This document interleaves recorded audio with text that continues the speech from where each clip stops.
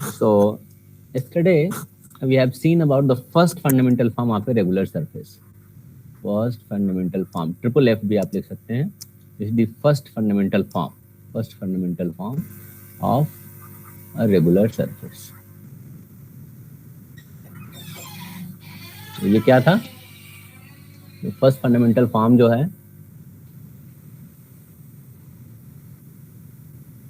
So suppose this sigma, ये surface patch from U to R3, this is surface patch. अगर एक surface patch है, sigma is a surface patch from some, ये open subset of R2 से, ये R2 है आपका और ये R3 है, और sigma is a surface patch from some this open set to this R3, right? So that this sigma XY या sigma UV, right? You should write sigma UV. XY भी लिख सकते हैं, बट चूंकि XY यहाँ पे रेंज में भी है, इसलिए कंफ्यूजन ना क्रिएट हो, आप UV लिखिए. तो sigma UV is actually equal to XUV, YUV and ZUV, right? So then what is your first fundamental form? So the first fundamental form is actually this E du square plus 2F du dV and plus G dV square. This is called first fundamental. Sometimes it is also written as this is ds square, right?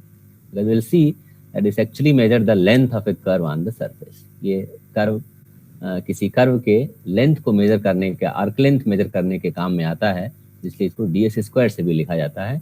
But anyway, this quadratic form is called the first fundamental form. This is first fundamental. कई जगह ये F symbol लगा के और first से भी लिख देते हैं. This is the first fundamental form.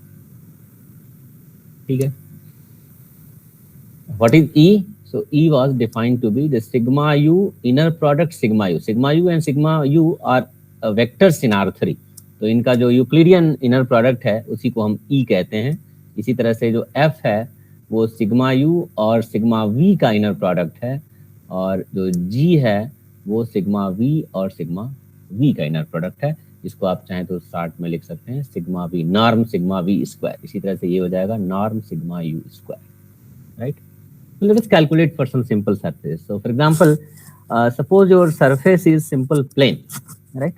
Suppose your surface is a simple plane. So example,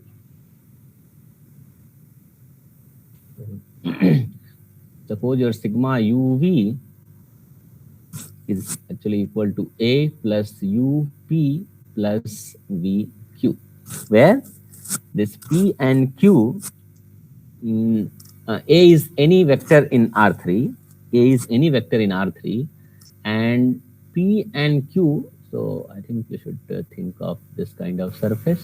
So this is a plane in R3, and you may take this as a vector A, this vector A in R3, right?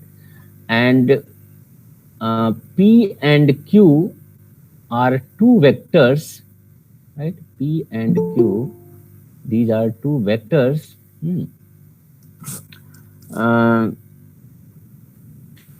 These two are mutually perpendicular vectors, right? These two are mutually perpendicular vectors, right?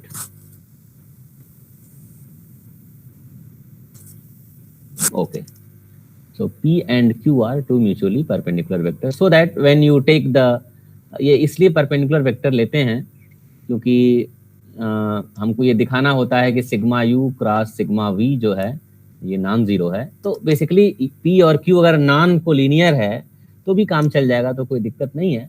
In fact if you take any PQ two points on this plane, any two points in this plane, this OP and OQ becomes linearly independent and it works, right? तो कोई भी दो distinct point अगर आप ले लेंगे तो वो OP और OQ वेक्टर्स जो है वो लीनियरली इंडिपेंडेंट हो जाएंगे.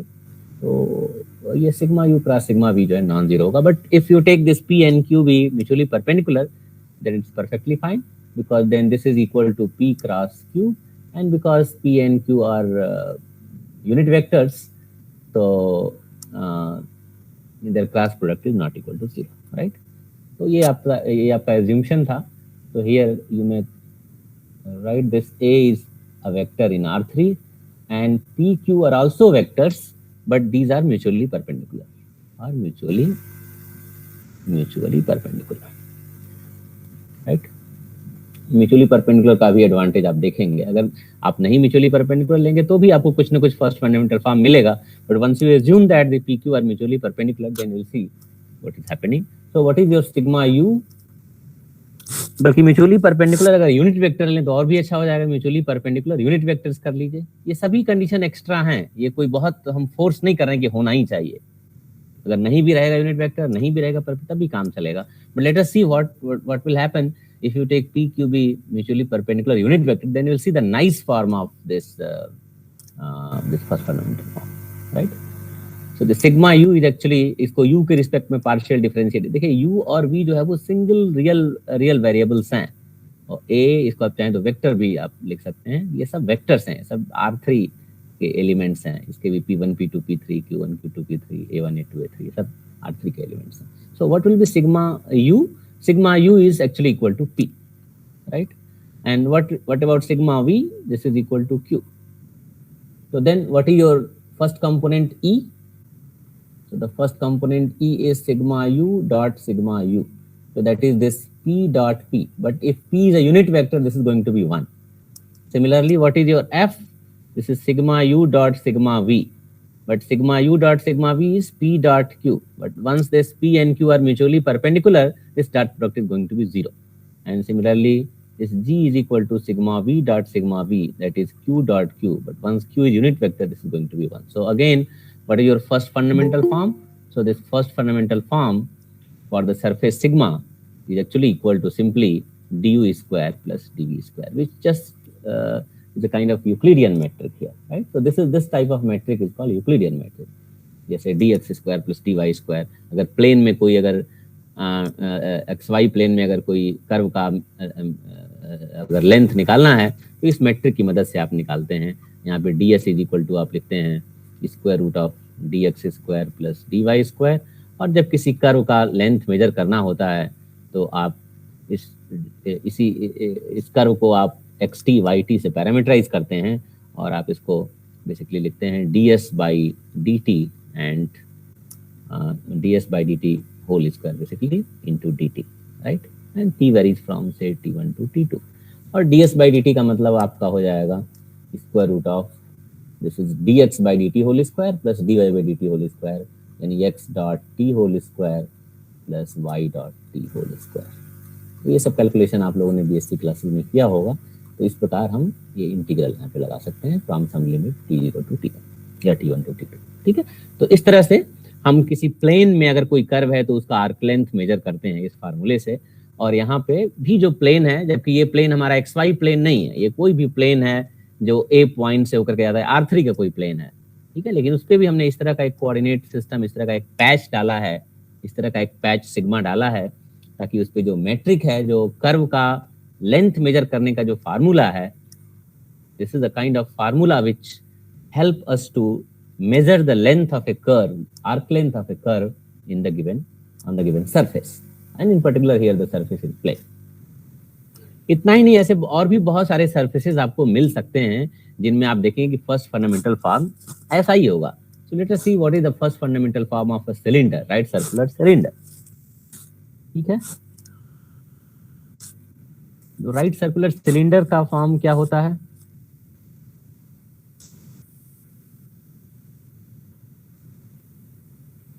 अगर आप इस तरह से एक राइट सर्कुलर सिलेंडर लें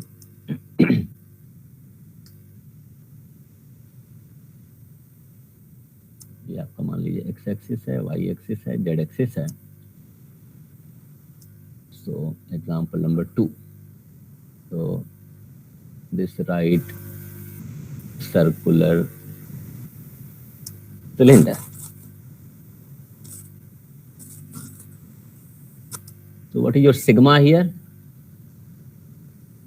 Sigma is actually a map from some open subset of U to R3, and what is U here? U was this strip 0 to 2 pi and to the whole r, right?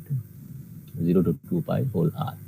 और ये 0 to 2 pi basically आप इस straight line को आप Z axis के about ऐसे revolve कराते हैं, जेड एक्सिस के अबाउट रिवॉल्व कराते हैं। तो ये जो कर्व है स्ट्रेट लाइन, इसका पैरामीटराइजेशन आप लेते हैं। आप चाहें तो इसका जेड कोऑर्डिनेट टी ले सकते हैं, जेड कोऑर्डिनेट टी ले लीजिए। और इसका रेडियस आप मान सकते हैं, मान लीजिए इसका रेडियस जो है वो से is 1, let's assume its radius is 1. Then here is a point whose coordinate is actually equal to, x coordinate will be 1 and z coordinate will be say t, where t varies from, या आप इसको v कर लीजिए, v, right? I am taking the parameter v here, right? Now when you rotate this point about z axis, so say you are here, right, and right, this plane reaches at this point. So at this moment, what is the coordinate of this point? What is the coordinate of this point?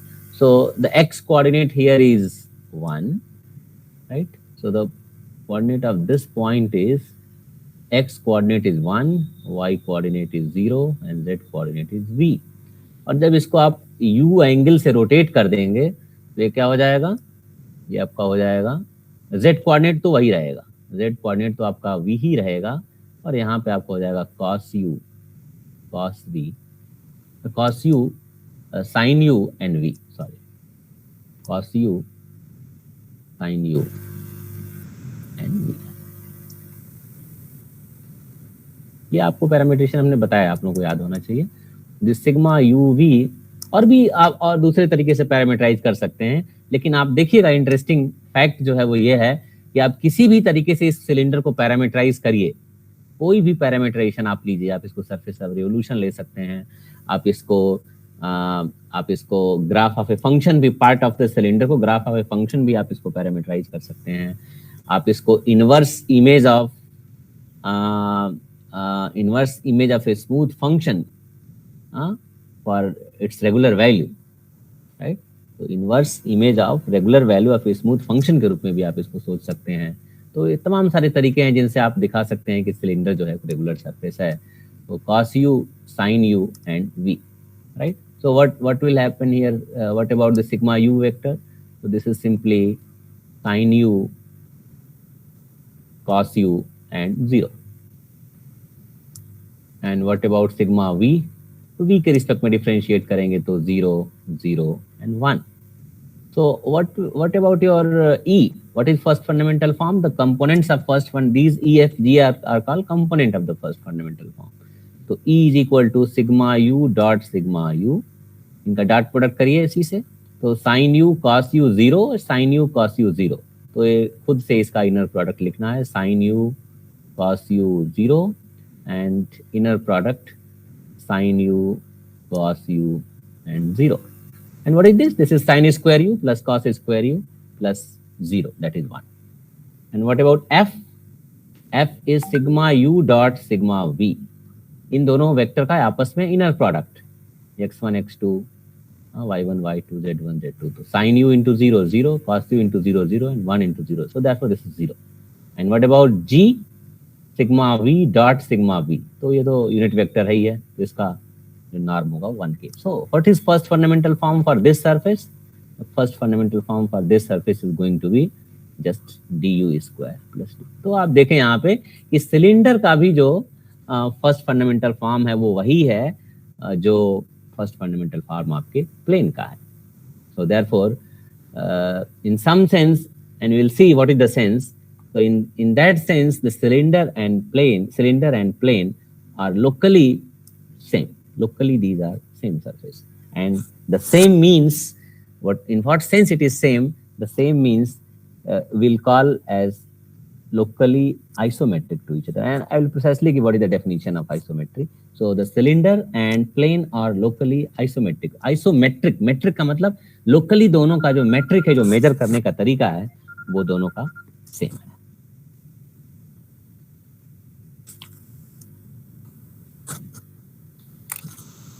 Just a minute, just a minute. I have an important call.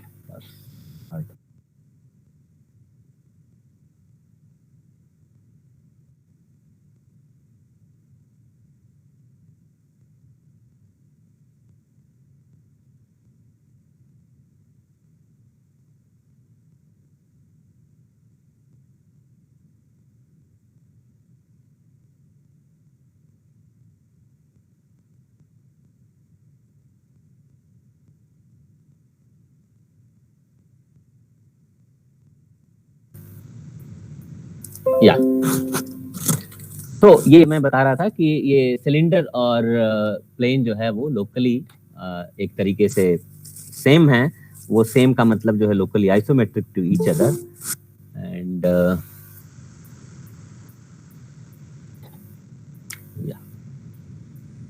आप लोगों की संख्या घटती जा रही है, मैं नहीं समझ पा रहा हूँ क्या कारण है। पढ़ाई में इंटरेस्ट नहीं है, सब्जेक्ट में इंटरेस्ट नहीं है, क्या दिक्कत है? रोज मैं देखा हूँ संख्या आप लोगों की 7-8 से अधिक नहीं हो रही है। आज भी देखिए संख्या कुल, एक तो आरती है, एक मैं ही हूँ, कुल 9 पार्टिसिपेंट, यानी कुल 7 लोगों ने ज्वाइन किया है। एपी शुक्ला, आशीष पांडे, वंदना सोनकर, अनुज कुमार पाठक, आशीष पांडे, शिवम सिंह, 6 लोग बल्कि हैं।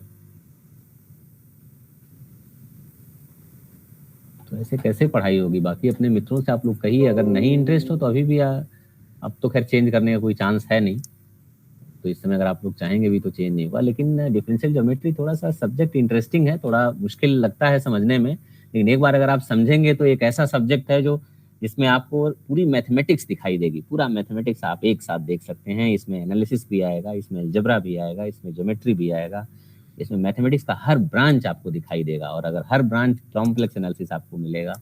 अगर कोई ब्रांच अगर आपको समझ में नहीं आता है तो थोड़ा डिफरेंशियल ज्योमेट्री पढ़ने में दिक्कत होगी। ग्राफिक्स आपको जानना चाहिए, आपको कंप्यूटर प्रोग्रामिंग आना चाहिए। तो एक तरह से देखा है तो ये काफ़ी एक इंटरडिसिप्लिनरी एक ये पेपर है अपने आप में। लेकिन थोड़ा सा हर चीज़ मैथमेटिक्स में आप लोग वही समझेंगे केवल हाई स्कूल की मैथमेटिक्स है, जोड़ घटाना है, ट्रिग्नोमेट्री है, तो वो मैथमेटिक्स नहीं है। तो हमेशा आपको एक अच्छी मैथमेटिक्स सीखने का एक आपके अंदर ट्रस्ट होना चाहिए, तक मेरा मानना है। So let us come to the next example. एक और एग्जांपल मैं दूंगा, इसके बाद आप लोग, बहुत सारे एग्जांपल आपकी किताब में दिए गए हैं, आप लोग इसको करिएगा। तो नेक्स्ट एग्जांपल जो कि एक, जब भी मैं कहता हूँ सरफेस, तो मैं कहता हूँ कि आप अपने दिमाग में बनाए रहिए कि सरफेस का मतलब एक sphere is the best example of the surface. So let us parameterize the surface of sphere. So the next example, the third example is a sphere. So for a sphere, the sigma uv, जैसा कि कई बार मैं लिख चुका हूं, मैं direct parameterisation लिखता हूं, और ये पैरामीटराइजेशन है cos theta cos phi and cos theta sin phi and sin theta. Right? So here theta varies from 0 to आप minus pi by 2 to pi by 2 ले लीजिए, minus pi by 2 to pi by 2, minus pi by 2 to pi by 2, yes, and your phi lies between 0 to 2 pi, right? Okay, so what is your sigma u here? If you calculate sigma u, I mean maybe here because you have written theta and phi, so it's better to change this parameter theta phi, no problem. Even अगर u भी आप लिखें तो कोई दिक्कत नहीं, यहाँ पे u भी चेंज कर लीजिए, maybe you write theta and phi. तो व्हाट इज सिग्मा थीटा? फिर सिग्मा थीटा यहाँ पे फिर से कैलकुलेट करिए, तो क्या होगा? थीटा के रिस्पेक्ट में डिफरेंशिएट करिए इसको, तो will get minus sine theta cos phi and minus sin theta sin phi, yes, and cosine theta. And what is sigma phi? Phi के रिस्पेक्ट में इसको पार्शियली डिफरेंशिएट करिए, तीनों कंपोनेंट को अलग अलग फाई के रिस्पेक्ट में डिफरेंशिएट करिए, तो minus sine theta, sorry, minus cos theta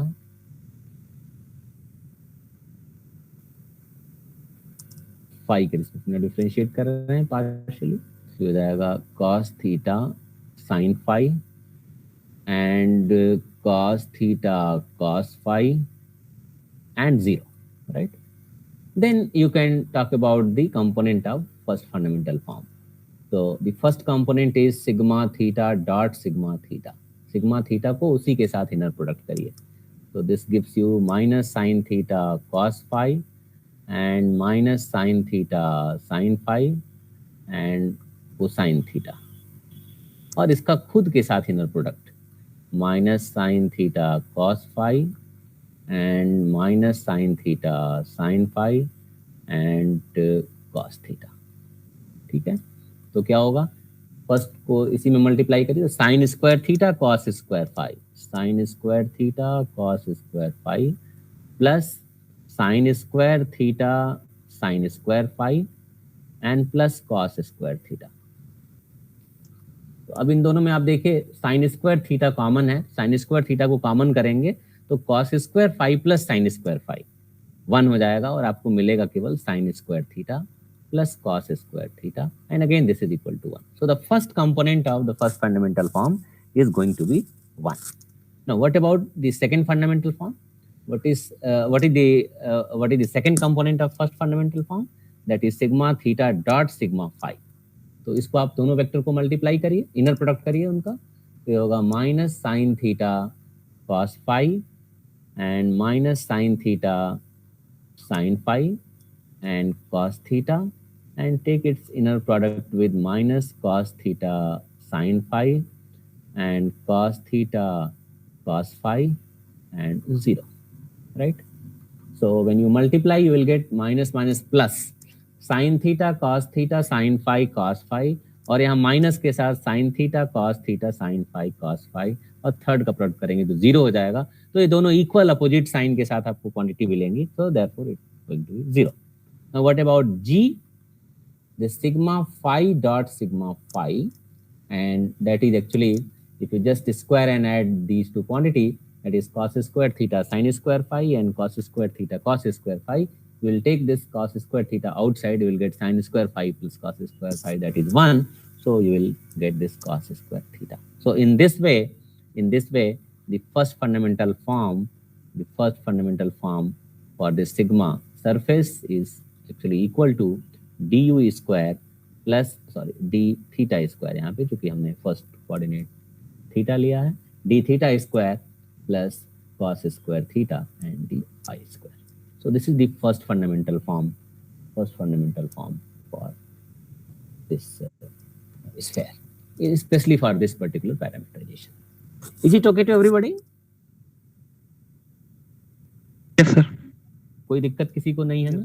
तो इस तरीके से और भी सरफेसेस का जो हमने, जैसे टोरस मैंने बताया है, मैंने आपको और भी जो सरफेसेस बताए हैं उन सभी सरफेसेस के लिए, या इवन स्फेयर के लिए जो दूसरा पैरामीटराइजेशन हमने बताया है, ये लेटीट्यूड लॉन्गिट्यूड पैरामीटराइजेशन को अगर आप ना कंसीडर करें, इसको आप as a graph of function ले सकते हैं, आप इसको आप जो है वो inverse image of regular value of smooth function consider कर सकते हैं. तमाम सारे तरीके से आप स्फेयर को आप रेगुलर सरफेस दिखाते हैं. तो उन सभी पैरामीटराइजेशन के लिए आप लोग ये फर्स्ट फंडामेंटल फॉर्म निकालने का प्रयास आप लोग करेंगे. और एडवांटेज ये है कि जब फर्स्ट फंडामेंटल फॉर्म आपके हाथ में आ जाएगा तो उस सरफेस पे कोई भी कर्व अगर आप लेंगे तो उस कर्व का आर्क लेंथ आप मेजर कर सकते हैं, right? And not only arc length of a curve on the surface, you can also talk about the angle between two curves on the surface. दो सरफेसेस, उस सरफेस पे अगर दो कर्व्स अगर आप लें तो उन दोनों कर्व्स के, इन पर्टिकुलर दो टेंजेंट वेक्टर अगर आप ले ली, दोनों टेंजेंट वेक्टर के बीच का क्या एंगल है, उस एंगल को भी मेजर हम कर सकते हैं अगर हमारे पास ये फर्स्ट फंडामेंटल फॉर्म. ओके, एक और एक्सरसाइज आपके बुक में जो दिया गया है वो बहुत ही इंटरेस्टिंग है और बहुत ही यूजफुल है. तो ये फर्स्ट एक्सरसाइज तो आप लोग करेंगे, बहुत ही सिंपल सरफेसेस दिए गए हैं और उन सरफेसेस का फर्स्ट फंडामेंटल फॉर्म आपको निकालना है. तो आप लोग निकाल लीजिएगा, बहुत ही आसान सरफेसेस हैं. बट इंटरेस्टिंग ये होगा कि इन सरफेसेस को आप आइडेंटिफाई भी करें कि इन सरफेसेस का हम कैसे इसको प्लॉट करेंगे, इनकी प्लॉटिंग क्या होगी, किस तरह के सरफेसेस का प्लॉटिंग है. तो अगर आप लोग जो भी प्रोग्रामिंग आप लोग कर रहे हैं, इवन मैथमेटिका अगर आपके पास है तो मैथमेटिका में भी ट्राई करके यूवी पैरामीटर्स को आप डालिएगा, किसी दिन मैं दिखाऊंगा इसको, यूवी पैरामीटर को आप डालिएगा तो आपको तमाम सारे जो सरफेसेस मिलेंगे, तो आपको एक फीलिंग आएगी कि हाँ ये सरफेस है और ये इसका फर्स्ट फंडामेंटल फॉर्म है, और इस पे जब हम कोई कर्व ड्रा करेंगे तो उस कर्व का आर्क लेंथ हम कैसे फर्स्ट फंडामेंटल फॉर्म की मदद से निकालेंगे। Okay, so now let us come to this exercise जिसको आप लोग करेंगे। ये आपका है 5.4 एक्सरसाइज 5.4 ऑन पेज 100। तो इनका ये कहना है कि अगर एक ही सरफेस के दो पैरामीटराइजेशन हम ले लें, मान लीजिए एक पैरामीटराइजेशन आपका sigma tilde u tilde v tilde है और एक पैरामीटराइजेशन आपका सिग्मा यू वी है, ठीक है, और इन दोनों के करेस्पॉन्डिंग आप फर्स्ट फंडामेंटल फॉर्म निकालिए। इसको मान लीजिए आप कह दीजिए E tilde D U tilde square plus 2f tilde D U tilde D V tilde plus G tilde D V tilde square, और इस पैरामीटराइजेशन के करेस्पॉन्डिंग आप निकालिए D U square plus 2f D U D V and plus G D V square, right? So these are the first fundamental form of the surface with respect to these two parameterizations. अब मान लीजिए कि ये जो coordinate system है u tilde v tilde और uv, ये दोनों जो है वो R2 के सबसेट्स पे कोऑर्डिनेट चार्ट्स हैं, सबसेट्स पे है। ये uv कोऑर्डिनेट ये u पे है, इसके अंदर uv कोऑर्डिनेट है, और यहाँ पे u टिल्डा है, यहाँ u tilde v tilde coordinate है। तो इन ओपन सेट्स में जो ये चेंज ऑफ पैरामीटराइजेशन, अब जो रीपैरामीटराइजेशन मैप आप लेते हैं, तो इन रीपैरामीटराइजेशन मैप्स का जो जैकोबियन है, right, I mean this u tilde and v tilde, these are functions of u and v, and similarly u v are functions of u tilde v tilde. Basically these are these maps are what is also called transition functions. So these transition functions are basically diffeomorphisms. These are diffeomorphisms. So suppose their Jacobian of this diffeomorphism is denoted by this j. So suppose this j is equal to this del u upon del u tilde and this del u upon del v tilde. Similarly, del v upon del u tilde and del v upon del v tilde. ये Jacobian matrix है, ठीक है। तो ये जो transition function है या जो जिसको रीपैरामीटराइजेशन मैप आप कहते हैं, this u tilde v tilde to uv, ठीक है ना, ये आपका मान लीजिए ट्रांजिशन मैप है, ओके, जिसके लिए j आपने ये जो जैकोबियन मैट्रिक्स कैलकुलेट किया है। u v डिपेंडेंट वेरिएबल्स हैं और u टिल्डा v टिल्डा ये इंडिपेंडेंट वेरिएबल है इस पर्टिकुलर रीपैरामीटराइजेशन के लिए। देन प्रूव दैट ये आप दिखाइए कि ये जो फर्स्ट फंडामेंटल फॉर्म के जो कंपोनेंट्स हैं, ये जो ई tilde F tilde G tilde, अगर एक इसको मैट्रिक्स फॉर्म में हम लिखें, इसी तरह से यहाँ भी हम ई एफ एफ जी इसको मैट्रिक्स फॉर्म में अगर हम लिखें, तो इनका जो इन मैट्रिक्स का जो ट्रांसफॉर्मेशन रूल होगा वो इस फार्मूले के द्वारा दिया जाएगा, and that is given by this transpose of J and here the matrix J. So therefore the component of first fundamental form is transformed by this formula. The component of the first fundamental form is transformed by this. This is the rule of transformation of the first fundamental form when you reparameterize your given regular surface. अगर regular surface को अगर आप reparameterize करते हैं तो जो change of formula for first fundamental form है, यानी अगर आपको एक coordinate system में अगर आपके पास first fundamental form का formula है और आपके पास ये Jacobian matrix है, if you have Jacobian matrix तो उसका J ट्रांसपोज निकाल सकते हैं। तो और ये फर्स्ट फंडामेंटल फॉर्म का फार्मूला आपके पास ई एफ एफ जी है, तो जो रीपैरामीटराइजेशन आप लेंगे ये सिग्मा टिल्डा, उस रीपैरामीटराइजेशन का जो फर्स्ट फंडामेंटल फॉर्म होगा उसको आप इस फार्मूले से निकाल सकते हैं। ओके,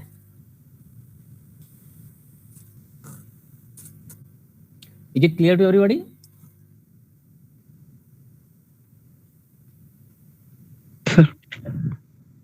हाँ, तो इसको आप लोग जो है ये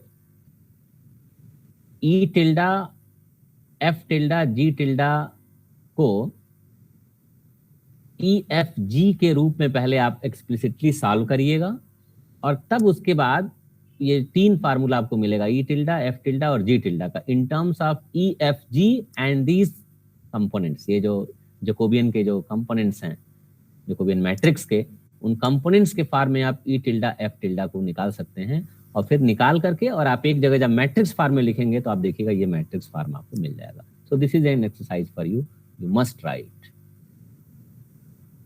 अगर कोई दिक्कत होती है तो आप लोग नेक्स्ट टर्न पे पूछा भी करिए, अदरवाइज मैं समझता हूँ कि आप लोगों ने कर लिया होगा और आप लोग नहीं किए रहेंगे और वो एग्जाम में आ जाएगा तो आप लोगों के लिए समस्या हो जाएगी, क्योंकि ये इसके एक्सरसाइजेस ऐसे नहीं है कि आप अचानक सॉल्व करना शुरू करेंगे और आप सॉल्व कर लेंगे, काफी चीजें उसमें इन्वॉल्व हैं, इसलिए आप लोगों को अलग से ट्राई करके पहले सेटिस्फाई हो जाना चाहिए। ओके, तो नेक्स्ट प्रॉब्लम जैसा कि मैं आपको बता रहा था कि सिलेंडर और प्लेन ये दोनों लोकली जो है वो एक ही जैसा है, लोकली एक ही जैसा है, क्योंकि दोनों के मैट्रिक्स सेम है, तो उसको मैथमेटिक्स में एक प्रिसाइज सम नॉमेनक्लेचर करते हैं, and that nomenclature is what is called isometry of surfaces. Isometries of surfaces अभी थोड़ी देर बाद लाओ, ठीक है।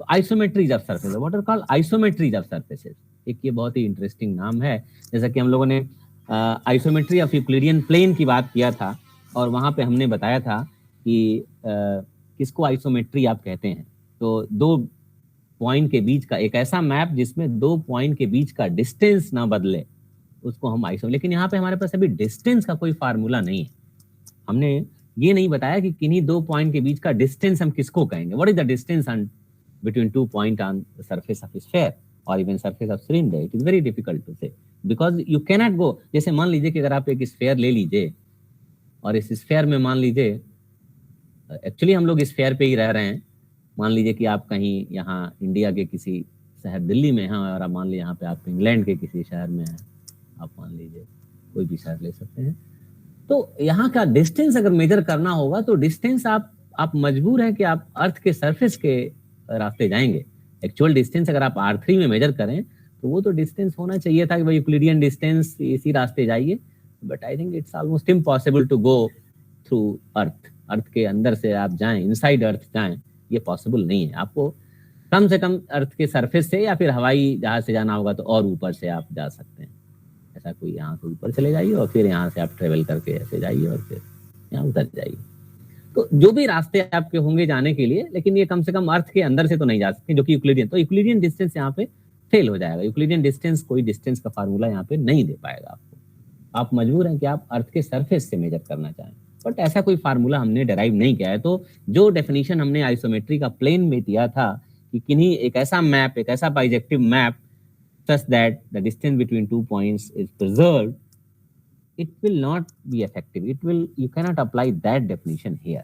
तो यहाँ पे हम क्या करते हैं कि हम आइसोमेट्री का मतलब, हम चूंकि कर्व का लेंथ हम निकालना जानते हैं, तो हम ये कहते हैं कि एक मैप, एक सरफेस से दूसरे सरफेस का मैप आइसोमेट्री कहा जाएगा। जैसे मान लीजिए एक ये सरफेस है और कोई दूसरा हम ये सरफेस ले लें, मान लीजिए कि एक आपका S1 सरफेस हम कह दे रहे हैं और दूसरा S2 सरफेस हम कह दे रहे हैं, S1 और S2, ठीक। और F एक मैप है S1 से S2 तक, और इस पे कुछ कंडीशन हम लगाते हैं ताकि स्मूथनेस वगैरह की जो कंडीशन है वो प्रिजर्व रहे, and that condition is diffeomorphism. So if F is a diffeomorphism from S1 to S2, if F is a diffeomorphism का मतलब कि F डिफरेंशिएबल है और ये इनवर्स भी इसका डिफरेंशिएबल है। So if F is a diffeomorphism, then F is called an isometry if you take any curve here. अगर कोई कर्व यहाँ पे एक गामा ले लीजिए, कर्व का मतलब ये भी है इंटरवल से इस सरफेस पे एक मैप, तो gamma is a map from some interval say AB to the surface. And because f is a map from S1 to S2, if you compose this gamma with f, that is this gamma composed with f, this is again a map from this interval AB to S2. तो यहाँ भी आपको एक surface पे एक FO gamma मिल जाएगा. FO gamma is actually a curve on the second surface.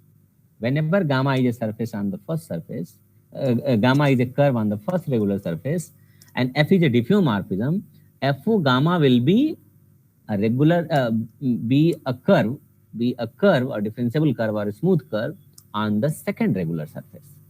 Now my condition is that this map F is said to be an isometry if the length of this curve is same as the length of this curve. एक map को हम isometry कहेंगे अगर इस map के through किसी भी curve का आर्क लेंथ जो है वो प्रिजर्व रहा है. उसका आर्क लेंथ मतलब यहाँ पे कोई आप कर्व लीजिए, कर्व यहाँ हो सकता है बदल जाए. जैसे अगर आप प्लेन ले लीजिए, एक प्लेन ले लीजिए और एक सिलेंडर आप ले लीजिए. अगर आप, जैसा कि मैंने बताया था कि आप प्लेन पेपर के दोनों एजेज को पेस्ट कर दीजिए तो आपको एक सिलेंडर मिल जाएगा. यहाँ पे अगर आपको एक स्ट्रेट लाइन लेंगे तो कोई जरूरी नहीं कि वो स्ट्रेट लाइन यहाँ पे रहे. स्ट्रेट लाइन हो भी सकता है. जैसे अगर वो बाय द वे मान लीजिए कि अगर आप इस तरह कोई लाइन ड्रा करिएगा तो यहाँ पे आपको स्ट्रेट लाइंस मिल जाएंगी, but most of the cases में नहीं मिलेगा. अगर आप इस तरह का कोई लाइन ले लीजिए तो यहाँ पे आपको सर्किल मिल जाएगा, सर्किल मिलेगा. ठीक है. या अगर कोई तिरछा लाइन अगर आप ले लीजिए तो आपको कुछ इस तरह का कोई शेप, हेलिक्स टाइप का शेप एक मिल जाएगा. ठीक है. तो बट इंटरेस्टिंगली जब आप इस तरह की फोल्डिंग करेंगे तो इस फोल्डिंग के तहत जो है ये कर्व का नेचर बदल जाएगा. वहां स्ट्रेट लाइन था और यहाँ पे कुछ और कर्व बन गया, हेलिक्स हो गया, सर्किल हो गया, स्ट्रेट लाइन हो गया, but the length of that curve will remain same, right. And therefore such a map is called an isometry. तो आइसोमेट्री का मतलब एक ऐसा डिफ्यूमॉर्फिज्म, डिफ्यूमॉर्फिज्म का मतलब मैप स्मूथ, उसका इनवर्स भी स्मूथ. एक ऐसा diffeomorphism which preserves the arc length of any curve. कोई भी कर्व अगर ले लीजिए और उसका आर्क लेंथ अगर प्रिजर्व रहता है तो ऐसे मैप को हम आइसोमेट्री कहते हैं. ऐसे डिफ्यूमॉर्फिज्म को हम आइसोमेट्री कहते हैं. सो ए डिफ्यूमॉर्फिज्म F from a regular surface S1 to regular surface S2 is called an isometry if the arc length of any curve on the first surface is preserved, right? So now let us write the definition and close to today's class. So just I will write the definition. The definition: if S1 and S2 be regular surfaces,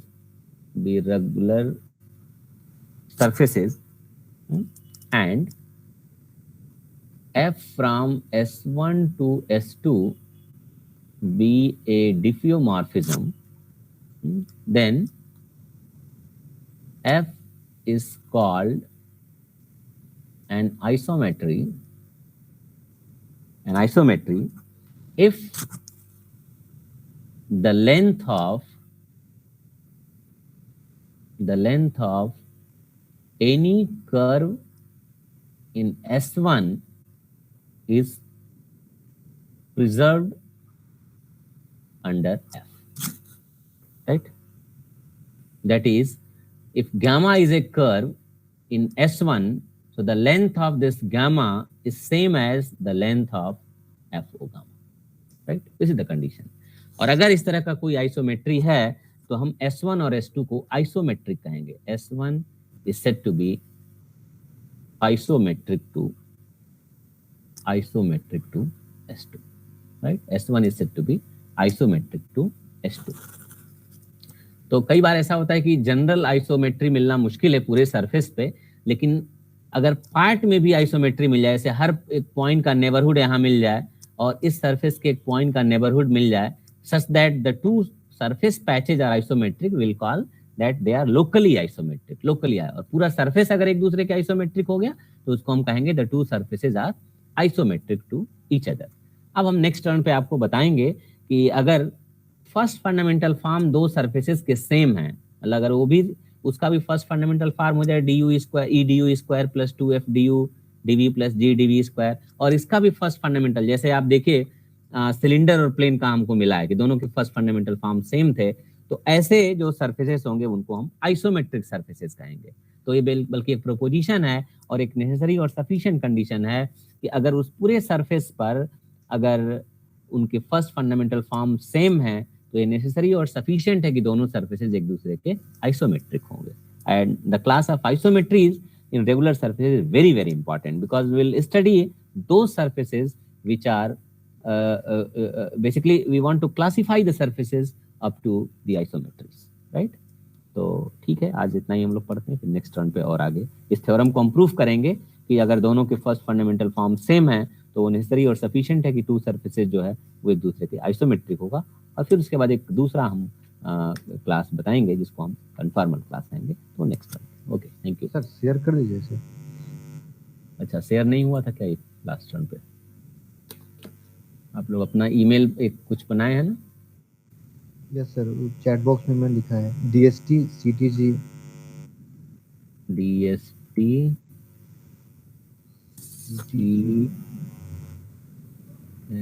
CTG CDG CDG. DST CDG, फिर उसके आगे क्या है? 2021 तो नहीं rate of Google groups. Just a minute.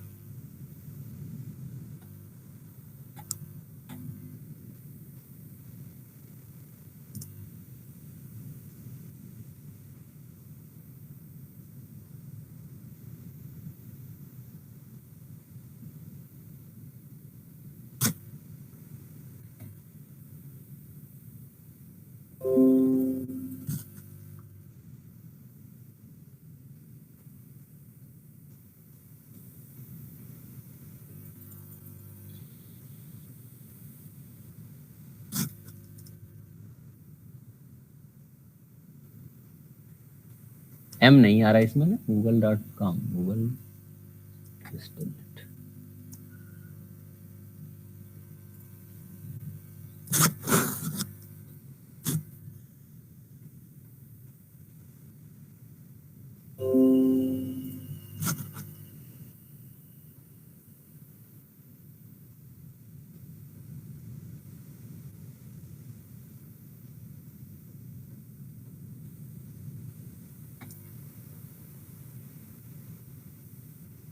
Okay, thank you.